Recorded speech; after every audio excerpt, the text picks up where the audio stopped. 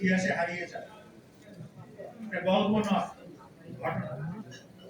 সেটা হচ্ছে তার বাসায় একদিন পাকিস্তানের কেন্দ্রীয় গোয়েন্দা সংস্থা প্রধান এসবি আওয়ার এসেছিলেন কথাবার্তা বলার জন্য।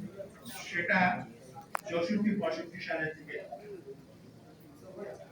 তো যে কোনো ভাবেই হোক, সেটা কাকতালীয় ভাবেই হোক, সেই সময় কিন্তু তার বাসায় 3 জন কমিউনিস্ট নেতা ব্যক্তিত্ব উপস্থিত ছিলেন। একজন হলেন কমরেড সুখেন্দু শিকদার, আরেকজন হলেন কমরেড আব্দুল হক, আরেকজন হলেন কমরেড মোহাম্মদ তোহা। তো তার ড্রয়িং রুমে বসেছিলেন, কথাবার্তা বলছিলেন, কিন্তু পাশেই একটা রুমে এই 3 জন কমিউনিস্ট নেতা নিজেদের মধ্যে আলাপ আলোচনা করছিলেন এবং আওয়ান সাহেব তাদের আলোচনা শুনলেন, তার কানে আসলো।